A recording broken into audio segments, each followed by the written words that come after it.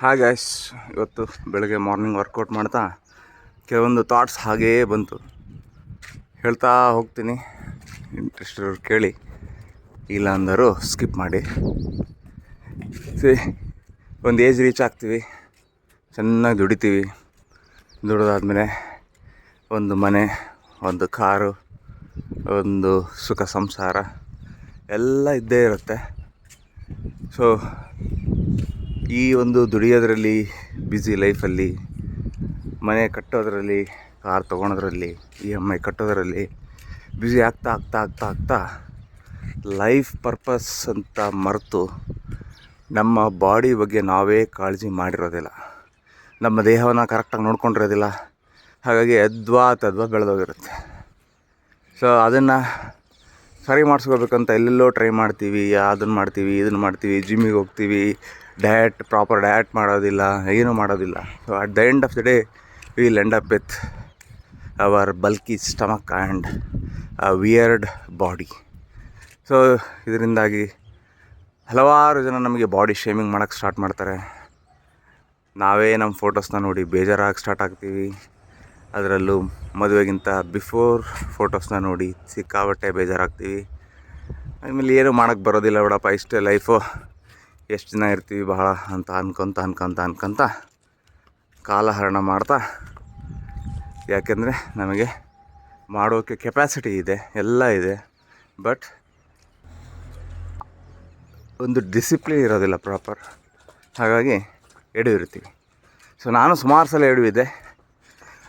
ನಾನು ಸುಮಾರು ಸಲ ಡಿಸಿಪ್ಲಿನ್ನ ಕಂಡುಕೊಂಡಿದ್ದೆ, ಬಟ್ ಮಧ್ಯೆ because of some diversions in the life ಅದು ಆಗ್ತಾ ಇರುತ್ತೆ. ಅದು ತಪ್ಪು ಅಲ್ಲ. ಸೊ ಕೊನೆಗೆ ಈ ಸರಿ ಪ್ರಾಪರಾಗಿ ಎಲ್ಲದನ್ನು ಸೈಂಟಿಫಿಕ್ಕಾಗಿ ಮತ್ತು ಏನೇನು ಬೇಕೋ ಅದನ್ನು ಹೆಲ್ಪ್ ತೊಗೊಂಡು ಮಾಡಿದ್ದೀನಿ. ಏನೋ ಒಂದು ಸ್ವಲ್ಪ ತಕ್ಕ ಮಟ್ಟಿಗೆ ರಿಸಲ್ಟ್ಸ್ ಬಂದಿದೆ. ಆ ರಿಸಲ್ಟ್ಸ್ ಎರಡರಲ್ಲಿ ಇದೆ. ಆ ರಿಸಲ್ಟ್ಸ್ ಬಂದಿರೋದು ಎರಡು ಕಾರಣದಿಂದ. ಒಂದು, proper diet, that is a balanced diet, as well as minimum amount of exercise you should do. So ಅದೆಲ್ಲ ಏನು ಎಂತ ಅಂತ ಹೇಳಿ ಇನ್ನು ನೆಕ್ಸ್ಟ್ ವೀಡಿಯೋಸಲ್ಲಿ ಹೇಳ್ಕೊಂತ ಹೋಗ್ತೀನಿ. ಸೊ ಯಾರಾದರೂ ಇಂಟ್ರೆಸ್ಟ್ ಇದ್ದರೆ you can comment us, will try to reply. ಯಾವುದೇ ಥರದಂತಹ ಆರ್ಟಿಫಿಷಿಯಲ್ ಮೆಥಡ್ಗೆ ಹೋಗಿರೋದಿಲ್ಲ, ಯಾವ ಶೇಕ್ಸನ್ನು ಕುಡಿದಿರೋದಿಲ್ಲ, ಯಾವುದನ್ನು ಪರ್ಚೇಸ್ ಮಾಡಿರೋದಿಲ್ಲ ಹೊರಗಡೆ ಆರ್ಟಿಫಿಷಿಯಲ್. ಸೊ ಇಷ್ಟು ಹೇಳ್ತಾ ಸೊ ಮುಂಚೆ ನಾನು 7 ಗಂಟೆ 8 ಗಂಟೆ 9 ಗಂಟೆಗೆ ಎದ್ದೇಳ್ತಾ ಇದ್ದನು, ಇವಾಗ ಸನ್ರೈಸ್ ನೋಡ್ತಾ ಇದ್ದೀನಿ. So I am feeling very happy, excited. ಈ ವಿಚಾರನ ತಮ್ಮೆದುರಿಗೆ ಶೇರ್ ಮಾಡ್ಕೋಬೇಕಿತ್ತು.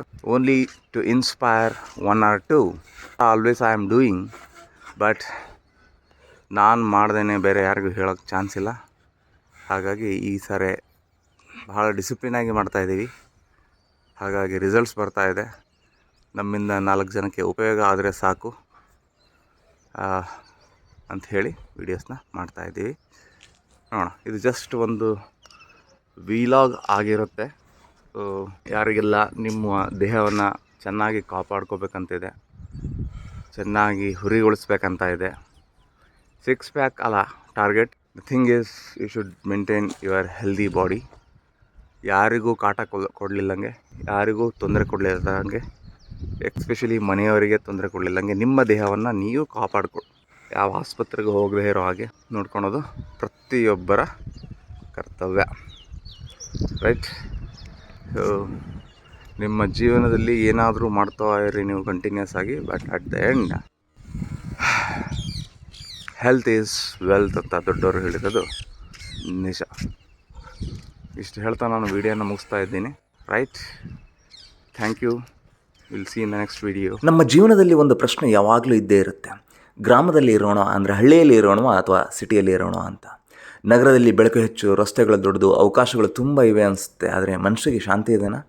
ಗ್ರಾಮದಲ್ಲಿ ಸೌಲಭ್ಯ ಕಡಿಮೆ ಇರ್ಬೋದು, ಆದರೆ ಬೆಳಗಿನ ಹಕ್ಕಿಗಳ ಕೂಗಿದೆ, ತಾಜಾ ಗಾಳಿ ಇದೆ, ಒಬ್ಬರ ನೋವು ಮತ್ತೊಬ್ಬರು ಕೇಳುವ ಮನಸ್ಸಿದೆ.